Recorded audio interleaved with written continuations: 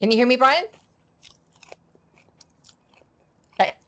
Okay, everybody, welcome. My name is Erin Madsen, and I'm going to start things off by acknowledging that we are coming together today on the traditional unceded territory of the Tsleil-Waututh and Squamish First Nations, people who have resided here, cared for the land, and continue to care for the land that we are privileged to work in and learn in and play in. And I'm just looking out my window at how beautiful it is today, and really grateful for the place that we get to live and work. I would like to welcome you this evening, and I'm just going to tell you a little bit about our team. There we go. We like to represent ourselves in true PLP style with our emojis. So here this evening, we have Brian Hughes, our program coordinator, and Petra Willems, our primarily a humanities teacher, and myself, also humanities teacher. Other members of the team unable to make it with us. Cody Harris is off for the month of September. He is spending some time with his brand new son. In for Cody with us right now is Claire Frizzell, who was with at Seacove last year. Great to have her and her energy. New to our team this year, Jamie Adel, who is teaching a little bit of everything, humanities maker, PGP. And of course, our absolutely amazing science teacher, Julia Caddy, back for another year. And we have added one more member to our team, Tanya Machik, who's an art teacher and will be working teaching Maker this year anyhow. So just to let you know, those of you who are new to PLP, this is who is in our team. Back to you, Brian. All right. Thank you very much, Erin. We have quite a big group of people joining us live online, which is fantastic. I would love to encourage this to be as much as possible an interactive session. I mentioned a reference before we started recording that I'm a little rusty on facilitating these online meetings, and it used to be such a big part of our past, but there is such a sterility to this. So anything that can come that we can have interaction, we would love that. So there's a couple different ways you can do that. If you are brave, we would love to just include you in the meeting. So feel free to raise your virtual hand in Teams. There should be a toolbar that you can see across the top if you're on a desktop computer, or in the mobile versions. There's a button you can push to raise your hand. When I'm not speaking, or when one of the three of us is not speaking, we'll be monitoring that. We'd love to just pass the mic to you and bring your voice to the conversation. You can also use the chat box. So there's a chat feature, same thing. You can find that, and whoever's not speaking will be keeping an eye on that. We can do two things there. Sometimes we'll directly just respond to you on the side through the chat, or it might be something that we save and can bring into the conversation, or that we'll have a couple different pause breaks in the presentation tonight where we can see what's been coming up in the chat, or if there's many questions on the same topic, Petra and Erin, whoever's curating those, might collect them, and we'll make sure everything is answered. If you're watching this asynchronously after the fact through the recording, or if something just pops up later on and you want to follow up, we would really encourage that. So you can reach out to all of us through our email at plp@seacove.ca. Okay. So with that in mind, let's just dive right into a little bit of an overview on what we plan to talk about tonight. So it looks like a lot, but I've tried to trim it down, and I think we'll go pretty quickly through some of these things. It's really, tonight is a highlight of a lot of the work that the team has undertaken over the summer to sort of, I wouldn't say update or change, but sort of refine and focus some of the language and communication around what we do. So we've grouped it into these broad categories here of what we believe, how we learn, and then some of the new language or new words we're using to describe things that we have been doing forever, but that we think will help parents and students, learners, understand our approach and the communication they receive from us. So we're going to walk through this tonight. If it piques your interest, and I'm really hoping it does, you can read all about all of this in the online PLP Learner Handbook. So this has really been our project over the summer, and as a team, as we've worked through our startup at the beginning of this new school year, is to make sure that the language that we use and the protocols and procedures that we follow are clearly communicated. So everything has been written up.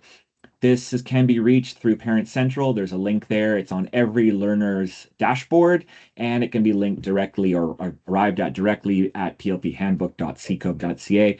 Would really encourage people have a look. And if, like I said, anything is unclear or is clear, but you just want to learn more, use that as a resource. We're also really always open to feedback on this. So again, if when you do explore this, you find something's ambiguous or maybe missing, we would love that feedback as well, because we're trying to make this sort of that authoritative resource that helps answer questions and provides a little bit of insight into both not only how we do things the way we do them, but also why we do things the way we do them. So that's the handbook, and it's really going to be the source of most of the material and topics and things we talk about tonight. We will not just read the handbook. I've tried to excerpt it in a way that is useful and interesting to everybody. So let's dive right in. All of the learners right now across all PLP grades are working on this themselves, their vision, mission, and values. It's a process we've been introducing over the course of the week. We've described it as like a compass and something that they can use to measure whether or not every step is in the right direction of travel of where they want to go, or if maybe they've taken a detour and need to course correct. So it would only make sense then if we start if we're talking about the program tonight, with the program's own vision, mission, and values, which is right at the top of the learner handbook. And I know as a teaching team, this is very helpful for us, because as we've gone through this process, as we're deciding what to include or what not to include, or how to explain or define what we're doing, we can then measure it against these ideas of what are we actually trying to do here, and then how are we going about doing it. So it's maybe not always well understood that PLP is really a teacher-driven program. So it is this group, Erin introduced the team, it is this group of coalition of teachers that have decided that we want to get together. We're kind of nerds that way about talking about learning. We want to think about how can we collectively use our own professional development with each other to get better at our own practice. And it's aligned with this as the goal. The direction of travel for us is creating active citizens that have a lifelong curiosity, a passion for learning. We, as a staff across the whole school, have talked about how there's that really like a strong dissonance between like the summer months and coming back to school, because just like the quiet of your home and the cacophony of like teenagers everywhere is pretty startling.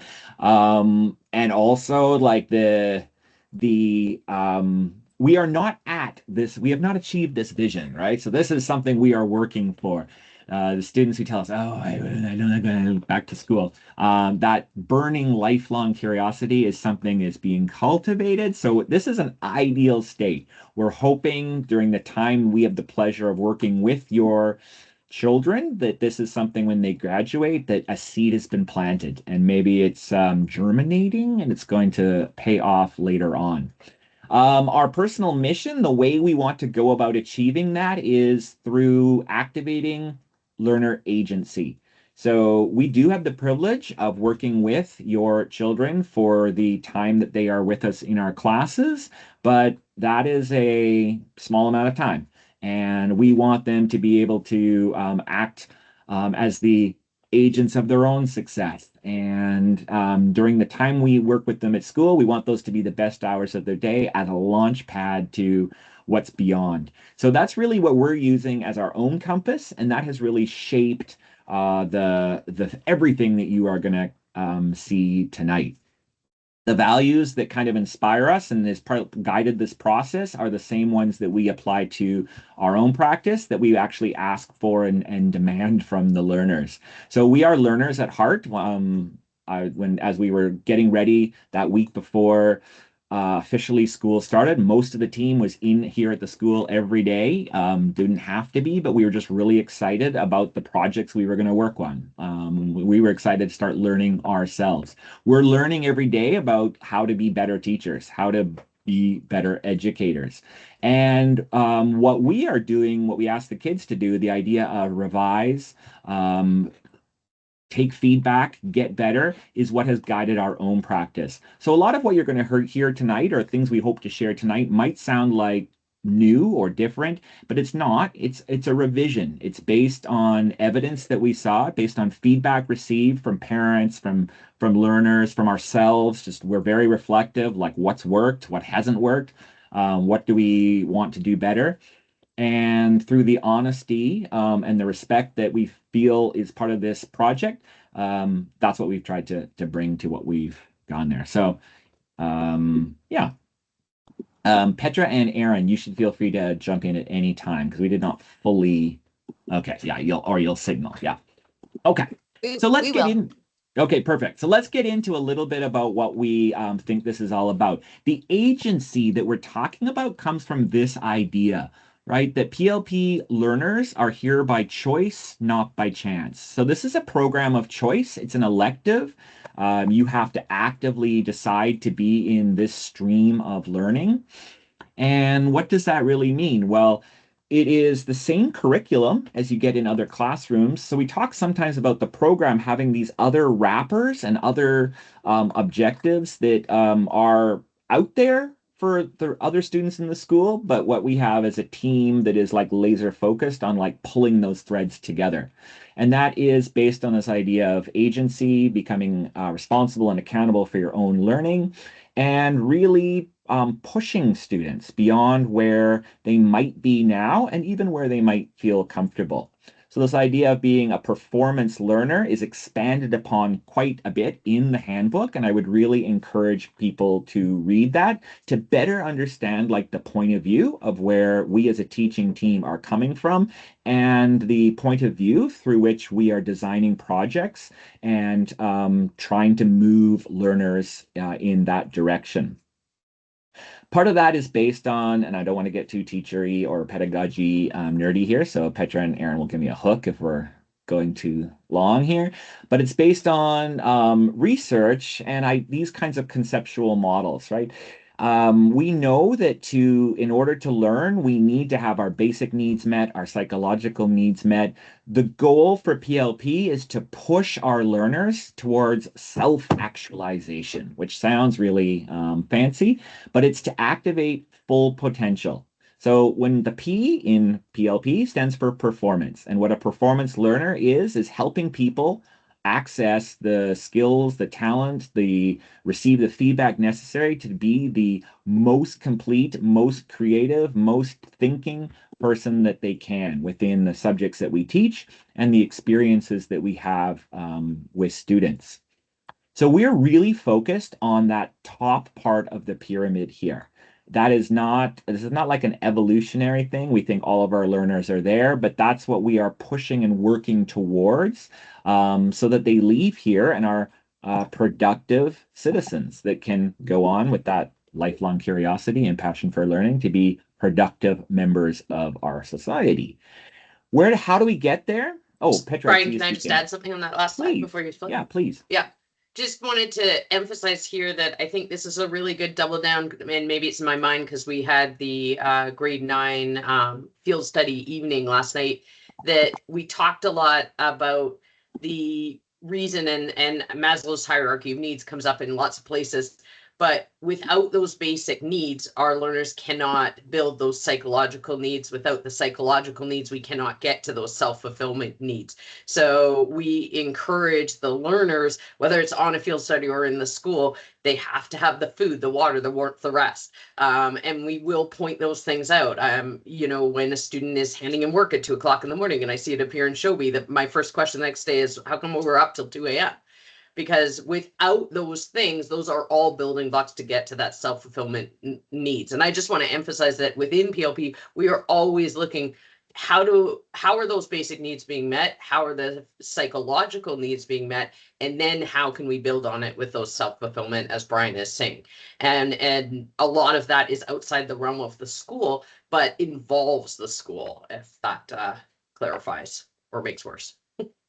Yeah, and I don't, please don't misconstrue anything I'm saying as I make comparisons between us and other streams in the school. It's not that one is better or worse, they're just different. But we do have, in the handbook, it talks about the hierarchy of needs connects to the idea of being good at school and the idea of being a performance learner. So what we'll, in just a moment, show you that slide that I had brought up for a second. The pushing outside of comfort zone means we are moving beyond the esteem needs of just having confirmation that you are a good student by maybe receiving high grades, right? One of the real benefits we have in PLP, which I know, for example, with grade nines, because we're about to go away, as Petra mentioned, with a field school, they sort of felt like where they were hit a little bit with like a tornado, because one of the benefits we have is we know exactly who they are on day one because we taught them last year. There's no warm-up time. We don't need to play games for a week to learn names and figure out who they are and what we're all about. We know all that, and we can go right away and launch into a project. And students who are not necessarily used to that level of intimacy from their teachers may not be as comfortable moving beyond into the uncomfortable zone of growth, which is where this diagram comes up that we again have used quite a bit recently because it's a great way to visualize where we are going.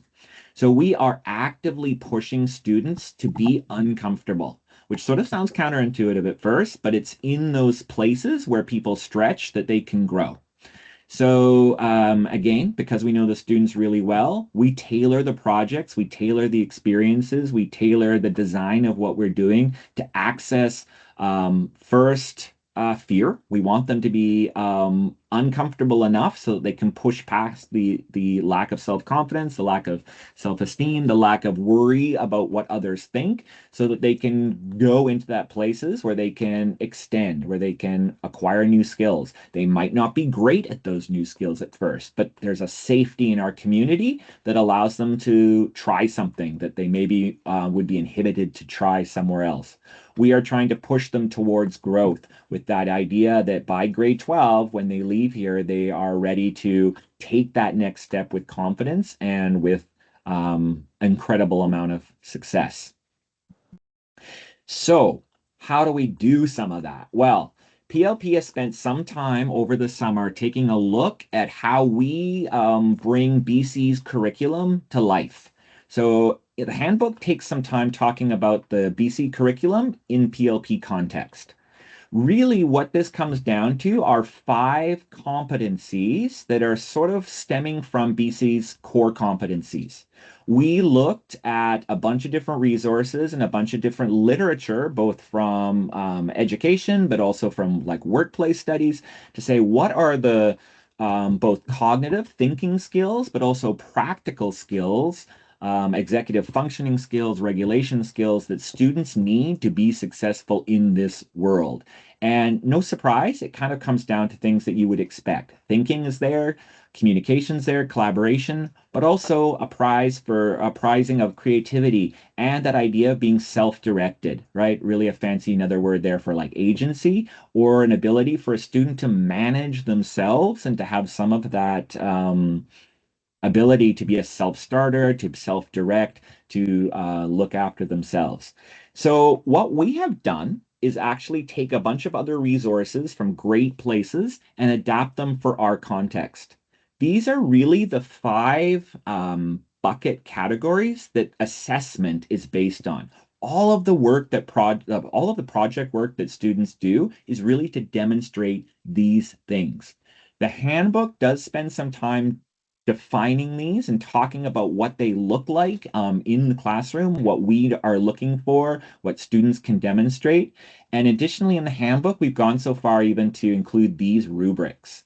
So looking at this is collaboration, for example, what are the aspects of collaboration that we're going to practice, develop, get better at, grow our strength in during the school year and across the program years of grades 8 through 12. And maybe I'll tee up Petra in just a second, who might talk about like that progression, and what we expect a grade 8 to do is not the same as what we expect a grade 12 to do.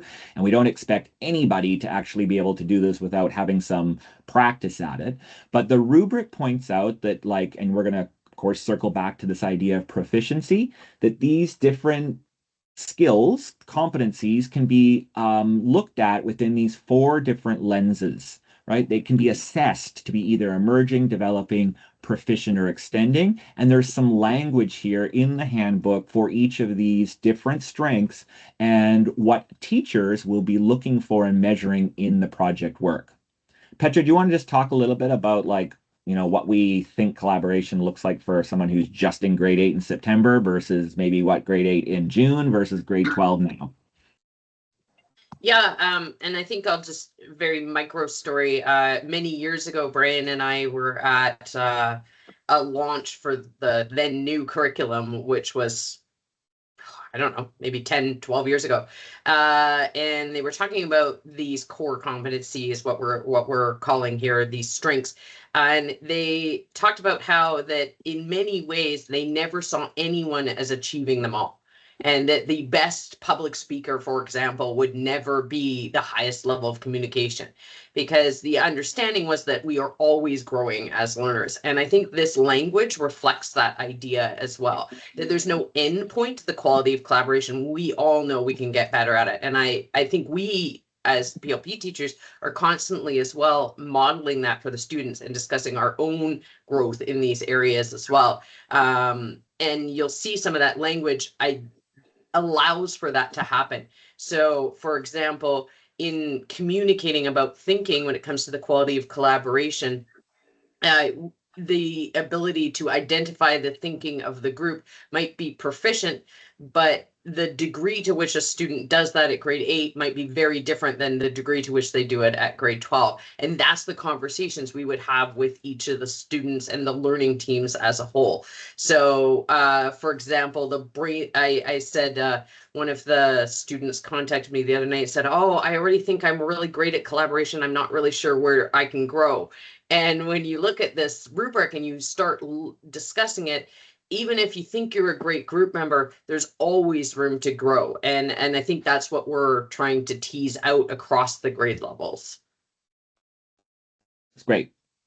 So I mentioned that assessment, fancy word for grading, as is based on these 5 strengths. So everything a student does is within sort of the realm of these different competencies. It's measured on this idea of the proficiency scale. So this is a provincial guideline for looking at learning demonstrations. The 4 stages here, as Petra alluded to, the quote new curriculum.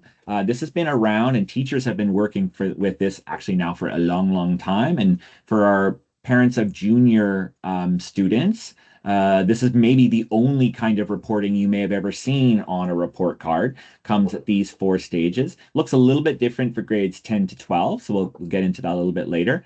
But the descriptions of the learning is what's really important. We will loop back to that in just a second. In PLP, the language we use often is learning signals. What are the signals that students are showing teachers based on 3 types of evidence? So we've been using this as a metaphor quite deliberately and repeatedly with the kids so they can start thinking about, yeah, like everything I do is sending a signal.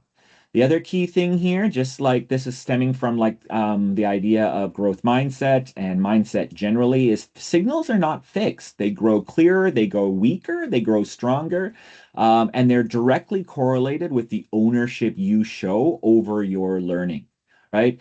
Signals are also directly connected to choices, right? Students make choices at every minute, right? Choice of who to sit with, whether or not to complete work, whether or not to contribute during the class, whether or not to put in extra effort to make the work better or not. Those are all choices, and they all send a signal. Grading is based on the triangulation of three different types of signals. So this is maybe I was about to say this is maybe different from other classrooms. Maybe it's not, right? Once upon a time, we were kind of doing these things and it was maybe thought to be a little bit way out there, but the ministry and honestly, education in general has drifted closer to where we were, and now we're just mainstream.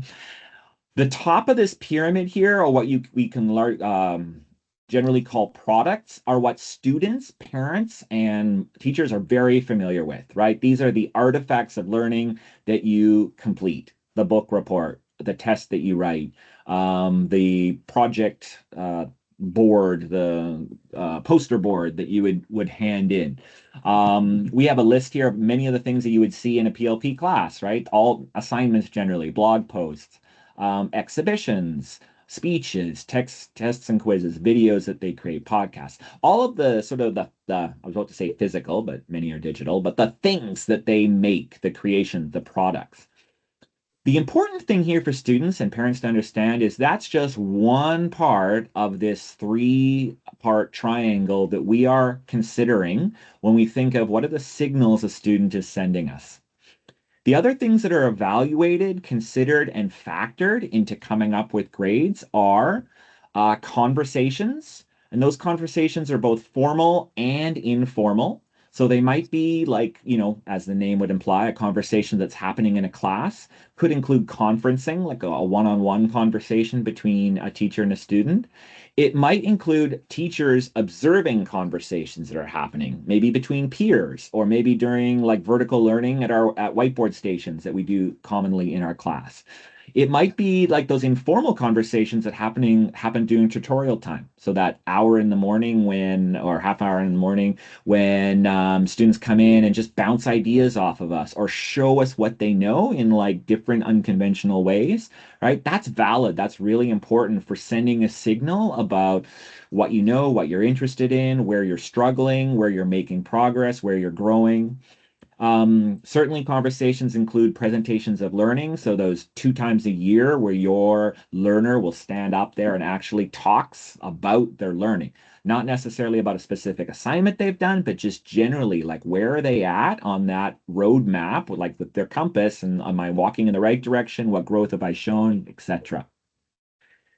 The third part of this triangle are our observations of behavior. So in education, behavior is not directly assessed, right? So in BC right now, no one should actually be like being deducted marks for lateness, for example, whether you're late for class or for late for an assignment. However, those things absolutely do affect your overall mark because by being late for class or not handing in an assignment, you do not have that opportunity. You've removed from the equation your opportunity to demonstrate. You have not been able to show evidence that probably was necessary in that triangulation of the signals you're showing. So we have really, this is a bit of an update. We've taken the 6 success behaviors we've used in the past and we've kind of relabeled them into 4 categories here: agency, community, grit, and self-regulation. They are fully explained in the handbook, and we'll be spending a lot of time introducing these terms to students, and they're doing a little bit of that work themselves as they're completing their VMBs right now, because we've asked them to say, hey, here are the 4 success behaviors that are going to contribute to my success this year. Here's what teachers want me to show. I need to know what that means. And in my plan for this year, I'm going to identify how I'm going to show these behaviors in practice. So students are working with these ideas right now and setting their own course. So this triangulation is really how we are arriving at grades. We're looking at products, yes, the stuff that is handed in, but also these 2 other pieces of this pyramid. And together, they are helping provide a more complete, a more full, and we would argue a more accurate representation of where a student is at with their learning. And that's how we can then place them on the proficiency scale. All right, I stole my own thunder here. So these success behaviors are based on these 4 things. I would encourage you to read in the, parents can read in the handbook what these actually mean and where we're coming at with these and what they include. We spend a lot of time in the handbook describing how students can show these things, so some ideas of what this actually looks like, and what teachers are looking for, so that we can seek congruence between what students are showing and what we hope what we hope we see. Okay, I'm gonna pause for just a second because that was maybe a lot all of a sudden. I don't know if I missed any questions, Petra, or maybe the room has any. And if not, that's okay. It's a lot. There are to no process. questions in the Okay. chat as of yet. Okay, so I'll pause. Oh, I see a hand. How exciting. Nick, I think you can go ahead and unmute yourself if you just want to go ahead. Okay. Okay. Hi. Yes. My question is, will there be like a parent Shobi kind of workshop primer sort of exercise this year, so that we, as parents, can use it or look at it? Sure. I think I got your question. It broke up a little bit there, but I think I got it. Asking if whether it'll be a parent Shobi workshop. Hopefully some of that questions around that might be answered later on. Because we're gonna specifically talk about what we put in Shobi and when you see it in there, what it means. And if that does not feel adequate, I'm sure we absolutely could host probably in the venue like this, which is best, so you can see the screen easy, a walkthrough of what Shobi looks like. That'd probably want to come a little bit later so that there's more things in Shobi for you to see what they look like, because for the grade 9s to 12s, they're really just starting to complete some work and have things there. But yeah, we would be happy to provide that direction. And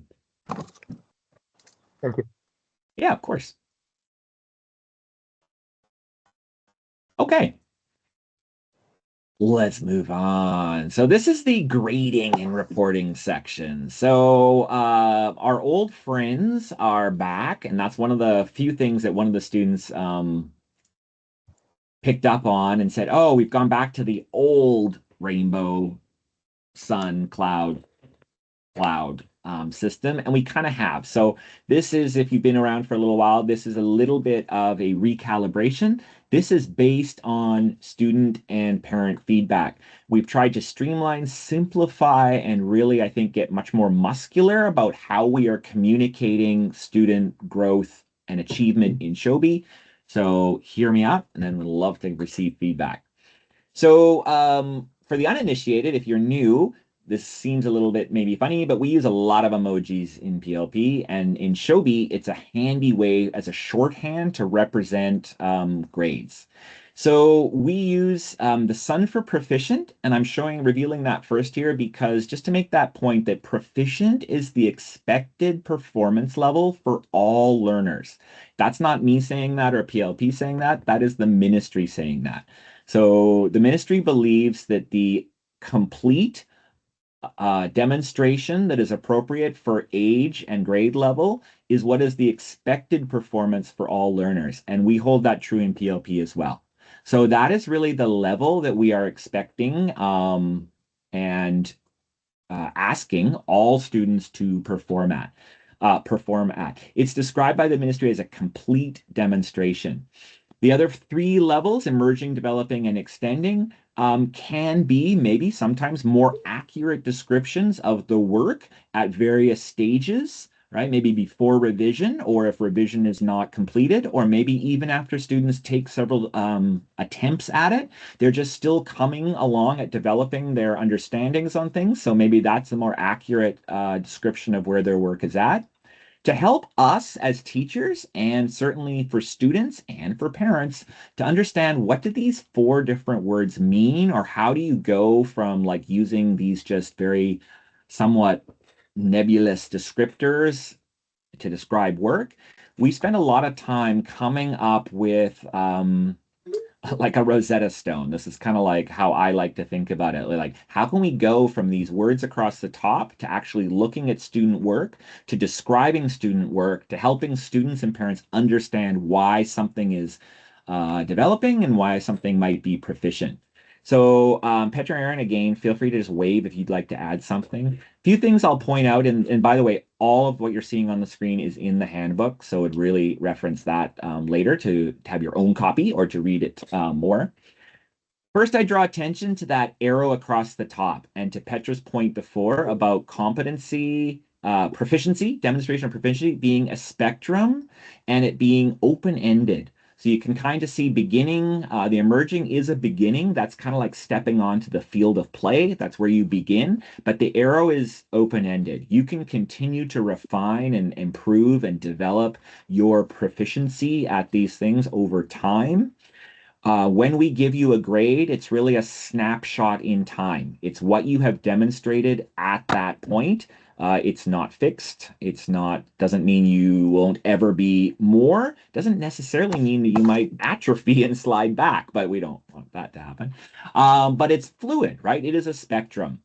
So what we're looking at here is the ministry's language across the top, right? Emerging is an initial, it's a starting, it's a beginning demonstration. Developing is partial. It shows that some understanding of concepts, some understanding of skills, but we're not quite at the expected learning. Proficient is the expected learning of a student in grade 8, for example, or grade 12, or whatever grade the student is in for that subject. It means they've shown a complete understanding of concepts and competencies relevant to what was expected.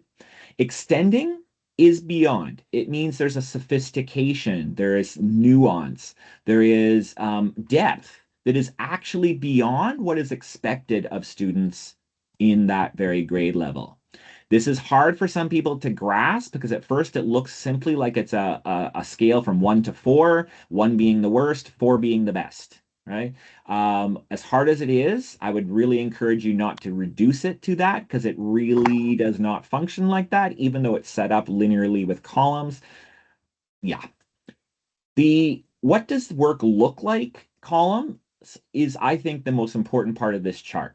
And really for students, a lot of the work we do is ask them to self-assess. Hey, let's take out this placemat. We lay it out on the table, a chart just like this, and say, let's take a look at your work. If you had to describe it, where do you think it best aligns with these descriptions? Is it a little bit limited? Is it a little bit still in progress? It's not really finished. Is it incomplete? Or is it comprehensive, detailed, thoughtful, right? And students really almost always, I would say almost 100% of the time, are very accurate at being able to position their own work. They know instinctively what the little learner says box, right? I'm starting to get it. I don't quite get it. I'm confused about these parts, but I know I'm getting closer, or I just don't understand what's going on at all, right? I'm trying my hardest, but it's just not making sense.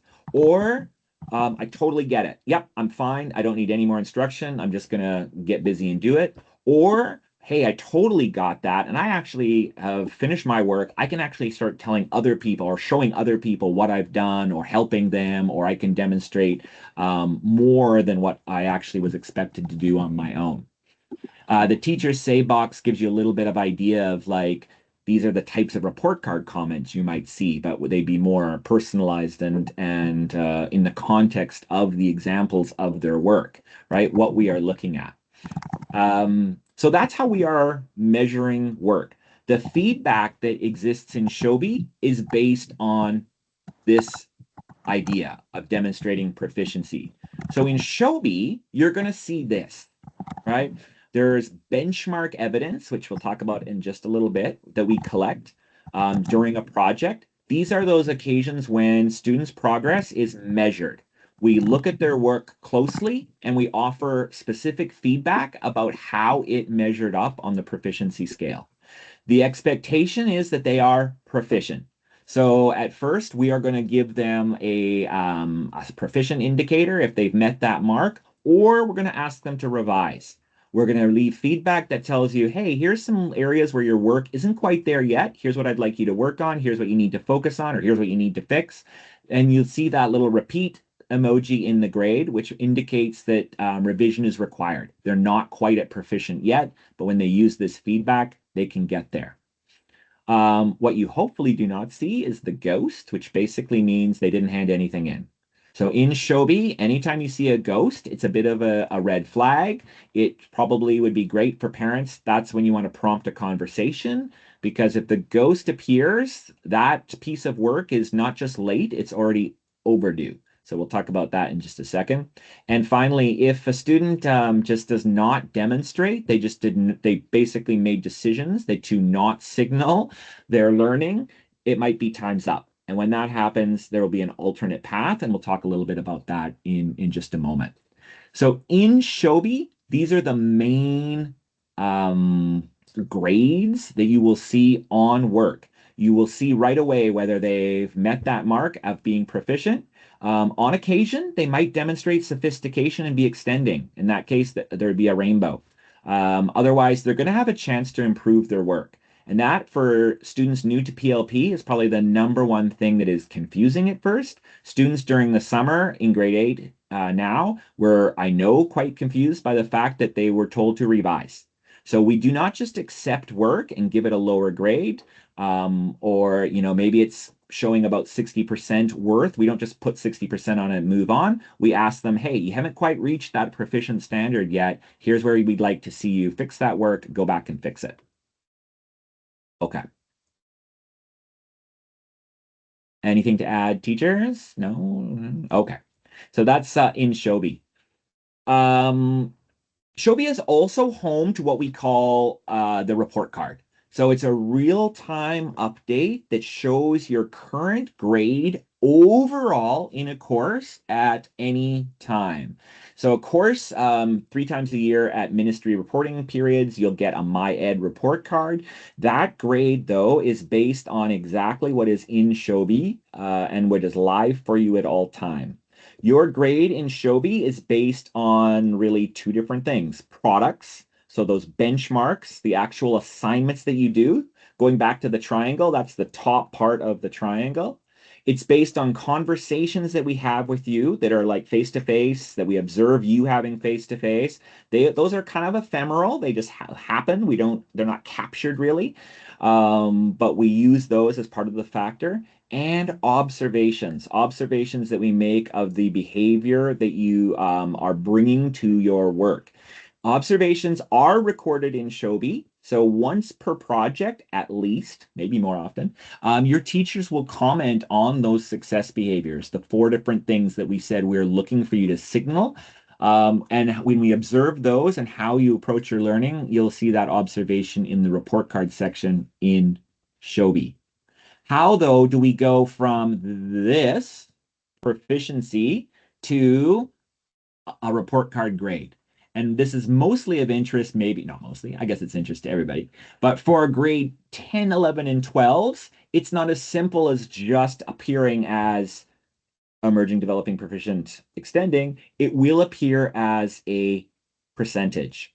So there is no spoiler, there is no hard fixed way that we convert proficiency to percentage. We are looking again at that triangulation of evidence. So we're factoring in those 3 different categories and all of the different signals that you demonstrate as a learner. We're using our conversations with you. Often, especially for our senior students, grading is not arbitrary. We'll have a conference with you. We'll discuss with you. You'll have all of this window in Shobi seeing how we've looked at all of your different pieces of evidence. So it shouldn't really be a surprise how we arrive at your grade. Or you can go to the report card in Shobi and see what your grade is. How are we getting there, though? We're using this, what I call logic, or a signal count. So let me walk you through this very quickly, and then we'll definitely have some time for questions. We're factoring those signals that you are showing. So the first signal that we are looking for is those behaviors, that disposition that you bring to learning, right? The success behaviors. And really we're saying, hey, are they present or are they not present? If they're present, you're sending a positive signal. The next thing we're looking at is the products that you are offering, that learning evidence that you offer.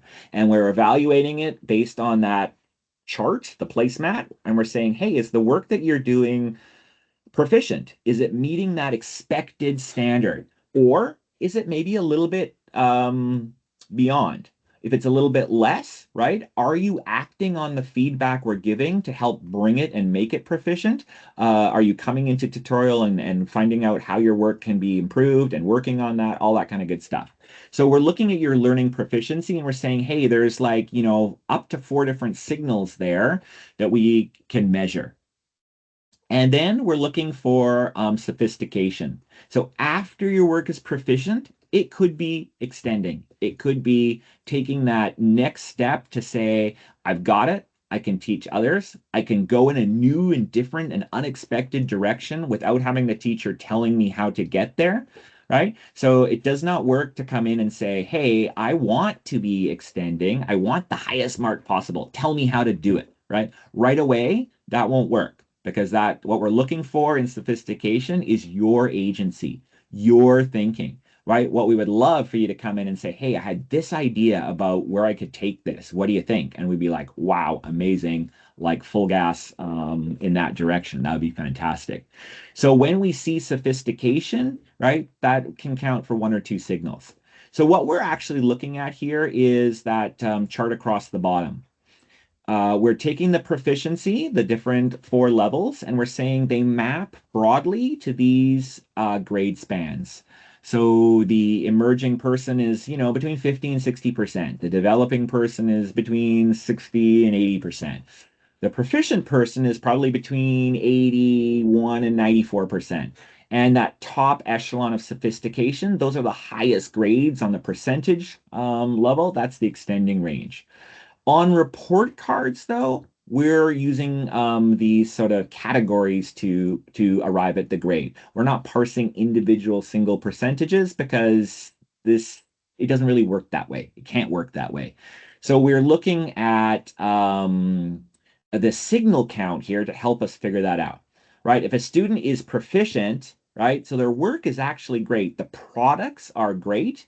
But they just are not delivering on the behaviors. They're never, we can't ever observe or they're never contributing to a conversation. We never see them in tutorial. We have no idea what's actually happening in their head because we don't ever see that. We only see it in products. They can still be an absolute proficient learner. That's 4 signals right there. 4 signals is going to equal an 80% grade. Right? So you can see the range is between 71 and 80, but we report as 80%. So students get the benefit of the doubt. It's an 80% grade. If their work is proficient and they absolutely are working at consistently both demonstrating or consistently developing. You do not have to be perfect because we are absolutely imperfect people. But if you are actively working on developing those success behaviors, you get the benefit of the doubt. We want to award you that signal because you're showing us that effort to develop in those areas. You can do that plus your proficiency. You're already at 5 signals. You now have moved up. You're in that like 88% range. So the 81 to 88 band is reported as 88%. And once you start once you start demonstrating and signaling that sophistication, that extending behavior, now we're moving up into the next band. Okay. So that is really how we are trying to straddle both the proficiency world and the language, the words that describe work, and then arrive at a percentage.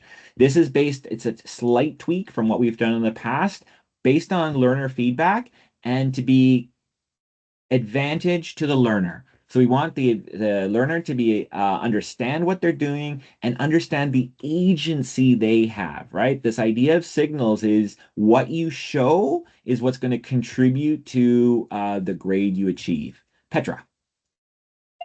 Yeah, I just wanted to say a word on IEPs. So students with an individualized education plan, because sometimes that comes up in conversation on this as well.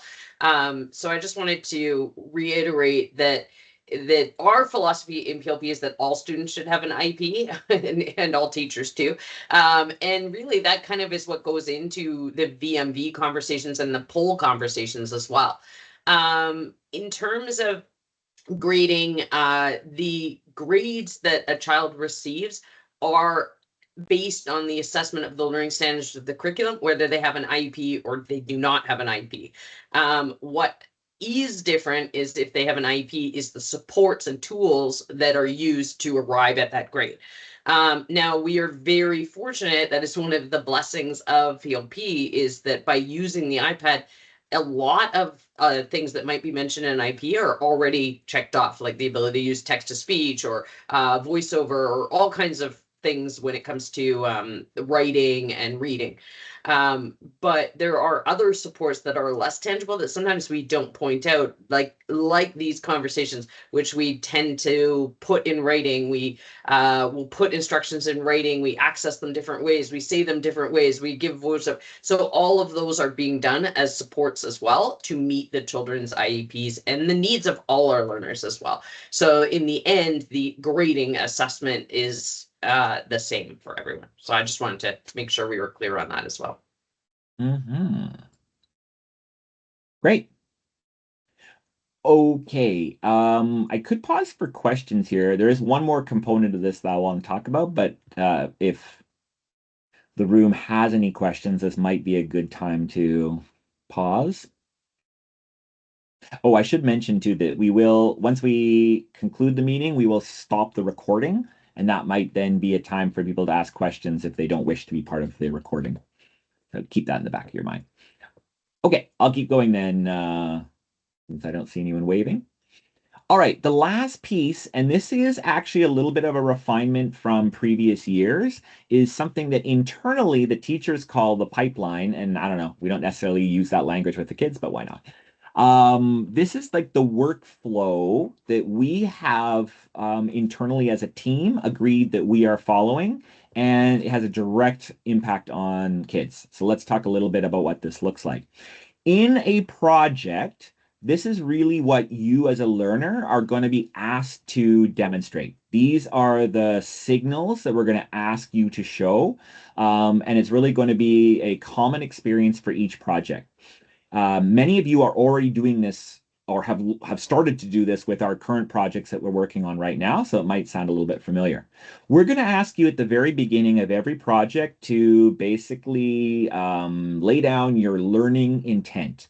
This will likely come in the form of a learning portfolio or blog post that you will do at the very beginning of the project as part of that launch stage of the project path, where we'll say, hey, here's what this project's about. Like, we're really curious as teachers to know what you're excited about the project, or maybe what you're not excited about, but like where in the learning that you're about to take on, are you most connecting with? That really helps us when we read those to like make sure we're tailoring your learning experience in a way that's going to be most impactful. The other thing that's a component of your learning intent is right there in the word intent. We want the vision, mission, and values, your personal compass, to be a much more vital and living document for you that you are using throughout the year. So at the beginning of every project, we want you to remind yourself about, hey, who did I say I was going to be, or where did I say I was going this year? We want you to like make sure that you're connecting each project to that. So you're going to tell us like, hey, I said that the strength I needed to work on was my collaboration or this aspect of communication. This project sounds like a great venue for that. I'm going to try and demonstrate that in this project. That intent, again, is super valuable for us as teachers, because then we know what we're looking for or how we can best help you in that project. So the learning intent is very important. It is going to be it's the benchmark assignment that's part of the launch phase. The building knowledge stage here, represented by the light bulb, is really sort of the most conventional part of school. It's what goes on in all the classrooms where you're going to learn stuff. You're going to be introduced to some new ideas. You're going to like read stuff. You're going to watch stuff. You're going to like answer questions. You're going to think about the content, like the stuff that we're learning about in whatever subject or project that you're taking on. The developing critique, here represented by the revising repeat icon, is where you're actually working on the project and answering the driving question of the project. So in the stage before, you've learned all of the stuff you need to now put into practice so that you can answer what that project's all about. This is the building stage. This is where you're like creating something. This is where you're showing your teacher it as it develops, and you're getting feedback on it early enough so that you can course correct if you've gone off in a little bit of the wrong direction, or whether you can even make it better, or if you're really striving to be at that proficient level, how you can make sure your work is there. And then finally, at the end, you're kind of doing the bookend to your learning intent. You're looking this time, instead of looking forward, you're looking back. So the reflection is like where we really believe you learn. It's not actually by doing, but it's reflecting on the doing. And you're going to actually like assess yourself. You're going to say, hey, this was where I thought I was going in this project, and I feel I did it. I'm really proud with how I showed these strengths, or I realize now I still have some work to do on that strength. I'm going to continue that in the next project or future projects that we do this year. So that's the pipeline. In practice, it's going to look a little bit like this. So assignments or benchmarks or the things that we collect from you that we take in, the venue for this is primarily Shobi, right? Your assignments are going to show up in Shobi with a due date. This year, we are not messing around when it comes to due dates. So the due date is really important. One of the big things that we heard from students over and over again was, and from teachers as well, is that they wanted feedback in a more timely manner. They wanted the feedback closer to when they did the work so that they were able to use it to make their work better. And as teachers, we totally agree with that and think that's crucial to this. The frustration teachers often had is chasing people for work. And it's not because we just want to hound you to like get your work done, but the timing for us too is it needs to be very close to when the learning is happening. Otherwise, it's not relevant anymore, right? So there's just no point doing like benchmark work from a project that was like 6 months ago or 3 months ago or even 2 weeks ago, right? The projects have been designed for the assignments to happen when they can help you and help you answer that project driving question and show the best signals that you possibly can show. So we are being really tight with this pipeline this year. And that's why we say in PLP, there's not going to be any late work this year. There's not going to be any extensions, right? You're either going to meet these due dates and these things are going to happen, or the project's going to just pass you by, right? So you don't need to ask us for an extension because there just won't be any, right? The project has been set with a timeline to really make the learning possible, and you'll either meet it or you won't. So here's what that looks like. Things have a due date. We give you a little bit of grace here. The completion check for those due dates is 2 days after the due date. That doesn't mean that it's ignore the due date and just hand it into the completion check. The completion check is really like, we know stuff happens. Maybe you had like a really important soccer practice the night it was due, or you have a power outage and there's no internet at your house that day. Totally, things happen. So there's some grace there. The sooner you hand it in, the sooner you are likely to receive feedback. So your teachers will start looking for it at the due date, but they're going to really be on you and hassling you about it in a friendly way at the completion check, which is 2 days after the due date. Your teachers are making a public promise here tonight that you will be receiving first feedback on your work within 5 days of that due date. So within 5 days, you'll get feedback from your teacher on whether or not the work you submitted was proficient at the expected standard, or if it needs to be revised. So if it needs to be revised, you'll see the revision symbol. You'll get some feedback on it. You'll know what you need to fix, or you'll know if you're proficient. You'll know what you did well. Great. The final feedback comes 10 days after the due date. So at 10 days after the due date, you should have had enough time to, for sure, hand the work in, receive some feedback on it initially from your teacher, and potentially while this is all going on, multiple rounds of feedback. Your teacher will tell you about that. Sometimes they'll be looking for you to revise it multiple times, but at least you'll have that chance to revise it once for final feedback. At final feedback, you will receive a grade on your work. So at this point, you will either have received proficient from before and you won't have looked at it again, or you'll have revised it. And instead of the revise symbol, you'll see a grade on your work, right? It'll be somewhere along that proficiency spectrum. If, when we go to look for it at final feedback, it never was handed in. So for example, at that completion check, we'll put the ghost in, right? 2 days grace period, no problem. But at 2 days after it's expected to be there, if we don't see it, you'll see a ghost appear. If at final feedback, the ghost is still there, right? Time is up for that piece of evidence. At that point, two major things happen, right? The assignment is closed. We will not accept work for that piece of evidence after that time. And because this is benchmark evidence, these very core important pieces of demonstration, if your opportunity to signal, your opportunity to demonstrate was not taken, you will no longer be able to complete the project, right? Enough time will have happened that retroactively you can't get back on the path.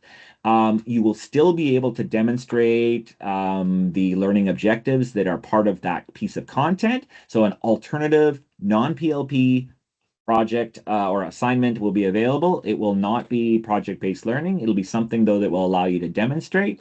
But because you will have not taken the opportunity to show the full triangulation of signals, you will not be able to receive the same grade.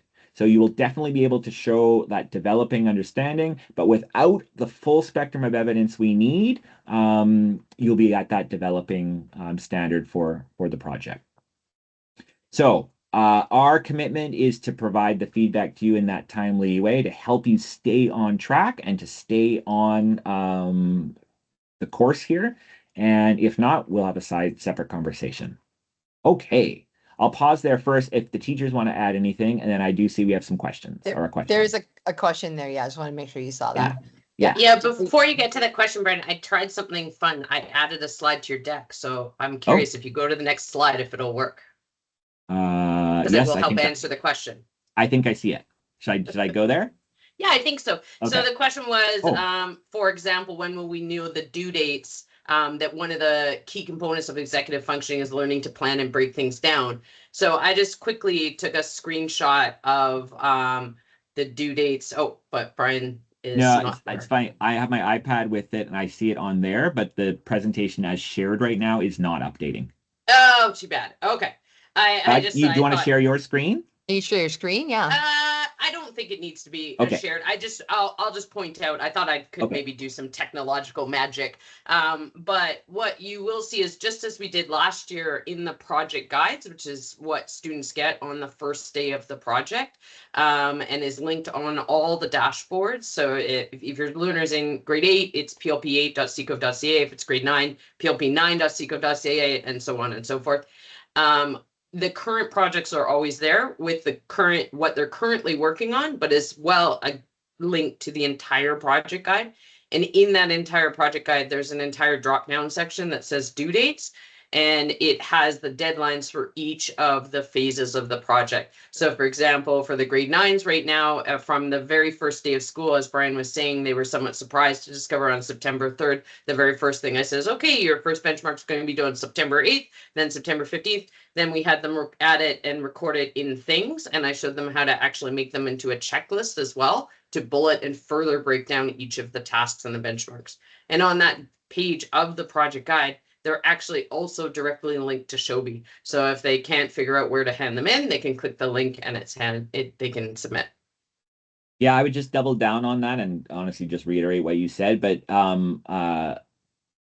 great question. And the comment was that executive functioning depends on being able to plan and break things down. We 100% agree, and which is why, again, as a team, one of the things we did is commit to ourselves that those project guides, that sort of how to do the project, are complete and available on day one of the project. And as Petra says, right on the very front page, you do not even have to drill down. There is a spotlight box that says due dates. And they literally, all of the benchmarks, all of these must demonstrate times when the learner is going to be measured. They are right there. So from the very beginning, they can put those on a calendar, plan around them, know what, and even click through and know what they are.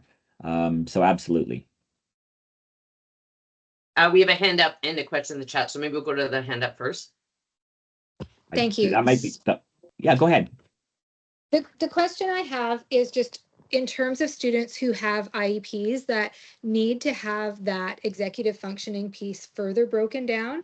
So it's a very complex skill to teach kids how to break things down, and having those benchmarks there is great. And I look forward to looking to those further breakdowns of dates and things. But sometimes I find that when things are posted there and they see the date, but they haven't internalized what are all those steps that I need to do to get to that point. And I'm just wondering what's being done to further accommodate those students who maybe have IEPs that require additional assistance for that, or also in terms of due dates, students who have additional time as an accommodation. How is that going to be factored into all of this?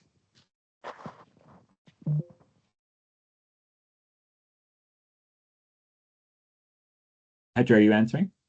Oh, sorry, I thought you were. Oh, okay. I think the biggest thing I showed the students is that each of the benchmarks is broken down into steps. So it literally goes into steps. So what I showed them was that each of those benchmarks can then be copied and pasted into things as a step-by-step thing. And we talked about how like our brains actually work really well to check off individually each portion of the step. And as a team, one of the things that it tends to do is we talk about the projects as being almost like oh, I can never remember the name of them, the Russian dolls, where, you know, the launch might be this big container, but as we drill down and down to the driving question, each one builds on each other. And I think that actually kind of touches on what Brian is saying as well about the project. If you miss one part, the doll collapses. That's not exactly true, but we've been working in metaphors a lot.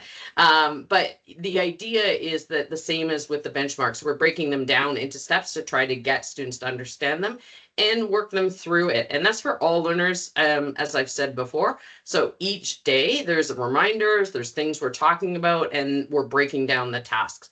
If it needs to be further broken down for each learners in their IEPs, this is also why we have other supports in the schools. There is a degree to which the classroom can do these things, and there's a degree to which we also depend on the other supports in the school, like our educational assistants, like our learning support teachers as well. So will this, I know last year it was tricky for the LAC team to be looped in because they weren't on the same platform or weren't able to have access. Is that something that your team has looked at over the summer, is how to keep those teachers more on the same page so that they understand and are able to help the students? The LST teachers have the same access that all the parents do to all the projects, and they did last year as well. So I'm not sure exactly specifically what you're referring to, but I'm sure you can bring up that concern specifically with the teacher as well. As you know, we have new teachers in PLP that we're introducing to things as well. And we also have some new changes in the LST realm at SECO as well. So it seems like we've been here for a while. We're only a week into the school year as well. So some of those pieces will come into play as we get to know the new staff and work with them as well. As for the extension to deadlines as well, we really consider very carefully how we lay out the project path to meet the needs of the project. And that has a lot of complexity involved in it in certain things. So for example, with the current grade 9 project, you know, there are 2 different field studies going on. There's some changing parts in terms of the teachers as well. So those deadlines take into account those things on sort of the managerial or admin assistant side, but they also should be able to be met with the students as well. So it's a little like when one of the grade 8s and we were talking about deadlines, raised your hand and said, well, what if the night before something is due, I have a fever of 108 and I'm not able to finish it? And I was like, well, what if that happened? I could definitely see that that's a conversation we would need to have. And that's kind of also why we have the due date plus days conversation as well. And we are human. Everybody is a human, and we accept that nobody is perfect and that those conversations need to be had as the events happen. Yeah, and I would just echo that and say that I totally understand why students and even parents look at this as from a due date lens perspective, because that's how it feels, and ultimately that is their experience of like handing things in. But the motivation for us is it's not really a new focus on due dates or deadlines. What it is, though, was a conversation amongst the teachers about how can we make the projects more successful for all students, however they are accessing the learning. What are the enabling conditions that they need? And what kept coming up over and over is that the pacing of the project. Right? Students need to be at certain places within the timeline of the project in order to be able to do the project. What was happening in some scenarios is they would be arriving at like a due date for an assignment, or maybe even the end of the allotted time for a project, and just be way backlogged on a bunch of little assignment tasks, or completing their product in like a pressure filled, end of project thing, which is not project-based learning. That's just, so what we needed to do is like, hey, the focus is not on deadlines, the focus is on the project, right? And what, if you think of it as like, say you're hiking a multi-day hike, you need to make a certain destination, a certain distance each day, or you're never going to get to your destination. When we break down the project, which is why, and even to the question about LAC support, everything that we're giving the kids is public for them. It's public for you as parents, and it's public for whoever is supporting students as well, including that path, all of the steps to get there, and the due dates. Last year, we didn't use the word due date because I didn't like it, as far as it sounds like assignment-y, homework-y, due date-y, but we're just acknowledging that that's in practice what they actually are, and Shobi calls them that anyways. But they are like they're mileposts in the project. To be successful with the project, you gotta have this part done in order to do the next part to the next part, because the learning is scaffolded and it's intentional. And if it's done out of sequence, if it's done out of order, or if it's not done at all, it makes it really difficult to go from A to C if we don't move through B. So that's really what this is about. Every learner is different. Every learner is accessing this from their own place, and we are cognizant of that. And as Petra said, we are also reasonable people usually. So that's And I'll part just of bring it back that to one last conversation. comment on that, Brian. Sorry, I talked over you. Yeah. Is that we also heard from learners and understand what we saw as well. If we went back to that hierarchy of needs, they actually weren't having the esteem needs met. Yeah. So if we come back to the idea of that Maslow says the psychological need for prestige and feeling of accomplishment, by not having those due dates and not meeting them, students were feeling that they couldn't ever meet them. And we never got to that self-actualization, the self-fulfillment moment. So what we want to encourage by setting some deadlines and by encouraging learners along the way and having those conversations about the reasonableness, the conversation of meeting them, actually fulfilling their deadline and finding the pride and fulfillment in their learning. Yeah. And the final point I'll just make on this to address some of the questions here. The lens that we like to adopt is a UDL, a universal design for learning lens, by helping students with a particular need. It benefits all students in the class. So to echo Petra, common IEP language is clear structure, due dates, a plan, use of technology. By making that available to all learners, everybody can be more successful. That is our goal. We're trying to create those enabling conditions for success. I have a couple of other questions in the chat. I know there's one on AI, but I think maybe I'll bump that to the end because we'll just keep this one on grading and assessment now. I think we've talked about the IEPs and the deadlines, but I'd just like to comment on as well this one, Brian, and maybe you can just touch on it very briefly. The demonstration of learning in a project on time versus the demonstration of learning on an alternative project path. In what aspect? Sorry, I didn't see the question. Just understanding what's the distinction there. Oh, so Project-based learning is more multi-layered and is actually pulling on and inclusive of more things than simply a product focus. So again, please don't construe this as any kind of demeaning comment, but in a conventional classroom, they may have a textbook where they would read a section and they maybe have a discussion of it in the class, and then they might answer questions in the textbook and maybe hand in a worksheet, right? That's not project-based learning. So we might do those things as a component of building knowledge, but that knowledge would be in service of completing a project that would pull everything together. If the student is, for example, not in the classroom because of they've just been absent or are just not attending, or if they have not shown evidence of work and are not receiving that benchmark in the time we need to receive it.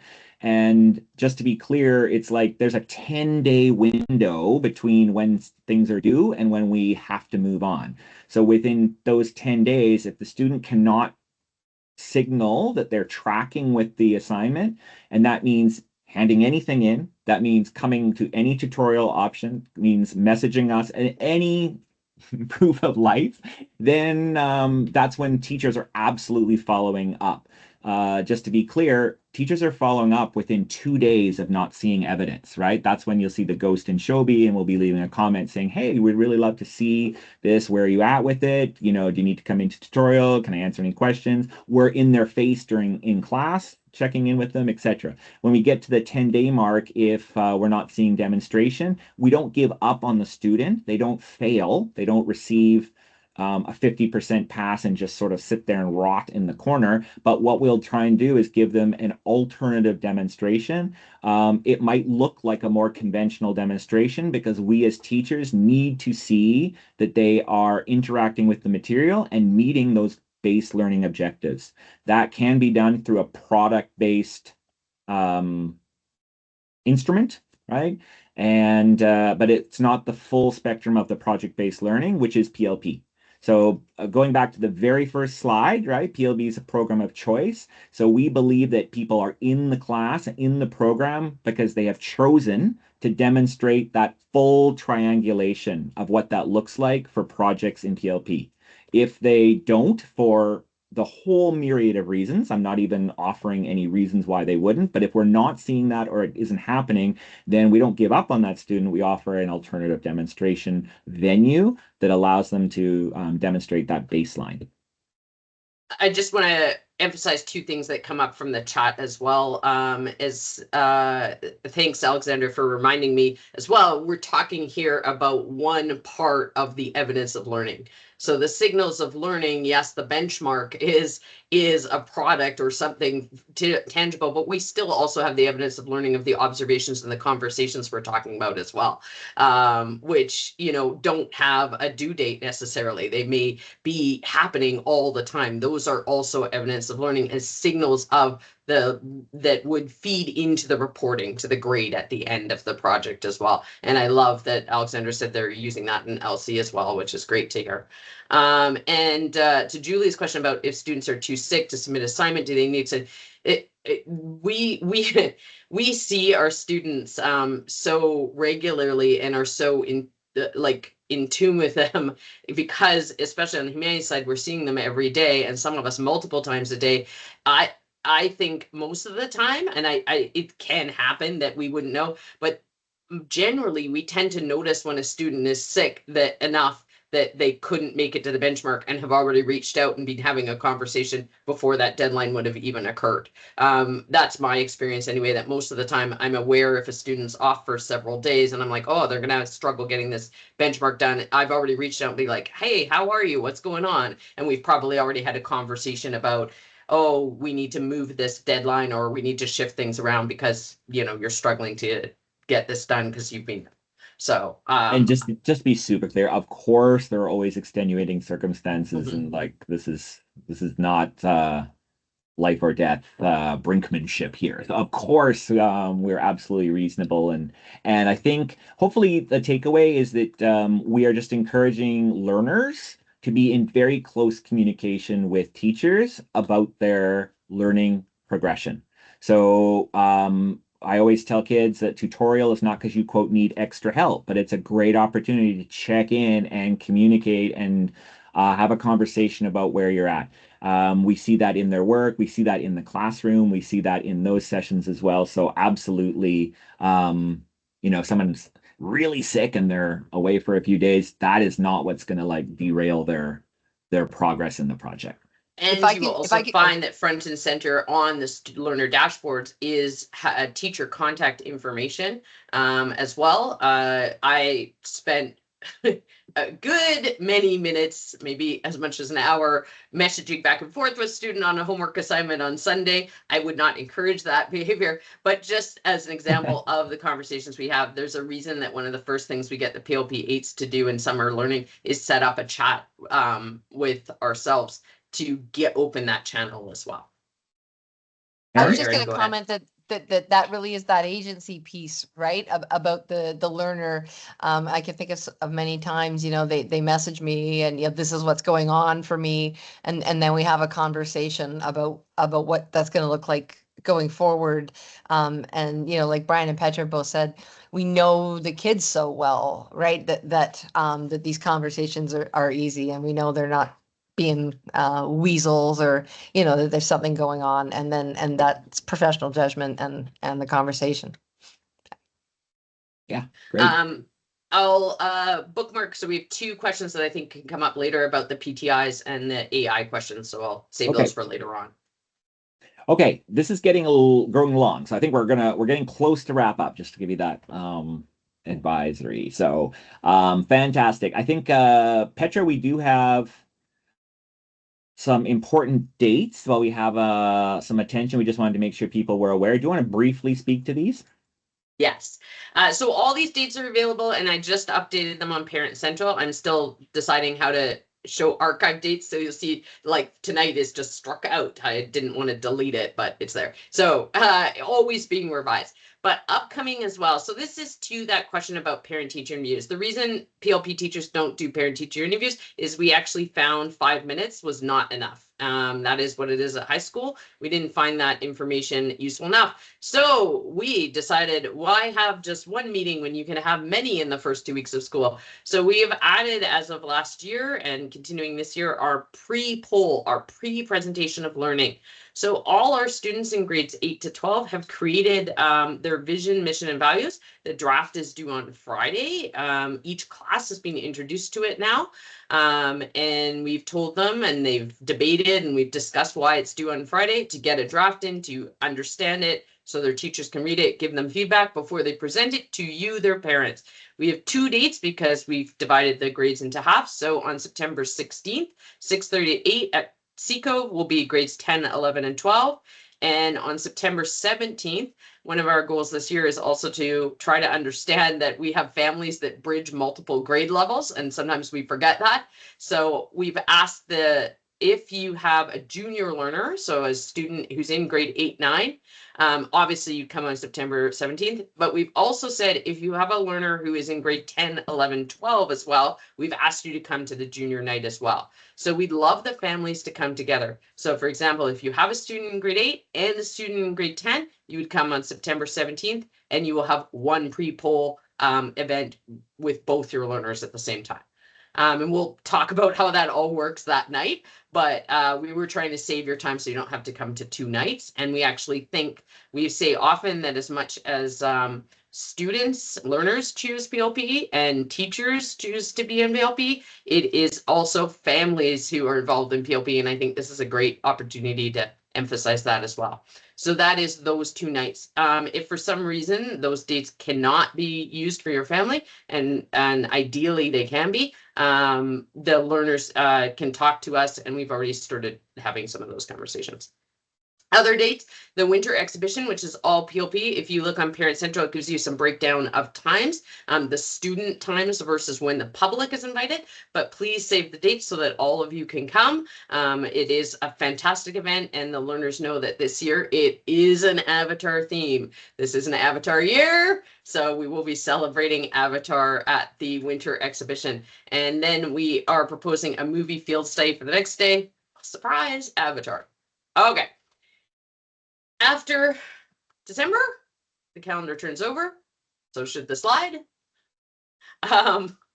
We have the MPOLs, including families. Oh, that's copy paste error there, Brian. Sorry.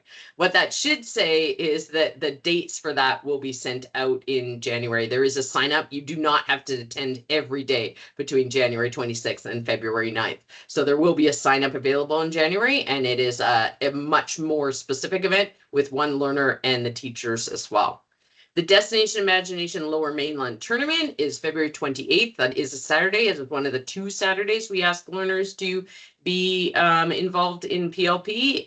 This one is for all PLP on that date because the 8, 9, 10s will present and the 11, 12s volunteer.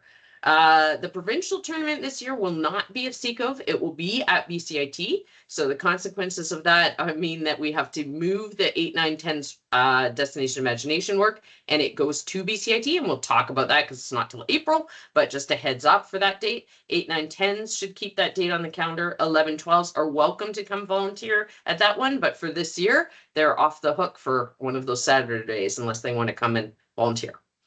All right, and our last page of dates, and again, these are available on Parent Central. The spring exhibition will be on June 10th, 2026. And oh yeah, these slides did not update. Now I'm seeing what the problem is. Okay, yeah, so you're using the other deck, Brian. That's okay, because it doesn't have the T-pools on it. The spring exhibition is June 10th, 2026 at Seacove, and in between there, between the 10th and the 19th will be our T-pools, our transitional presentations learning. Again, same thing, we'll send the updates. And the PLP banquet is June 19th, 2026. Oh, that's disappointing that I used colors and everything for the grade levels. So now I understand why it didn't come through. BCIT Burnaby. I believe, I'm almost certain it's the main campus. Yeah. For the question about DI. And for the question about posting times as well as dates, absolutely. So the they are on Parent Central. Okay, yeah. Parent Central is the authoritative source for that. We do try and send emails in advance to remind, but Parent Central is the best source of that. And as soon as a time is confirmed, we will update it there. Almost every single one has a time right now. Beautiful. Thank you. All right. So briefly here, just again, since we're giving out dates and syncing up calendars, just to give a very high level overview of what is in the plans for field schools this year. And I know there was a question there about advance notice about future trips and things like that. I would just say, just as a general organizing principle, we are working very hard to resume what I like to call regular order when it comes to the planning, the communication, and the communication around field schools. And for a myriad of reasons, that has been complicated, but we are making great strides in getting there. So partly that is organizing or communicating about this current school year's trips, which you're seeing on the screen here, and then very soon as possible already starting to share information that might be about future years, so that planning can happen with adequate time for everybody to have the notice that they would like to have, including myself. So what that looks like is the grade 9s are just absent from this list because they already know when they're going, because it's very, very soon. And we just met with parents last night for those trips. So looking ahead for grade 8s, please mark your calendar because that one is actually coming up fast. We already mentioned that at our grade 8 night, but that's the week we will be returning to Loon Lake. So that is actually a fantastic week of great learning and growth. Looking forward to that in a beautiful spot. So if you haven't already, please mark that in your calendar. The official details, official paperwork, and more information will be coming soon, probably in early October for that. Grade 10, we have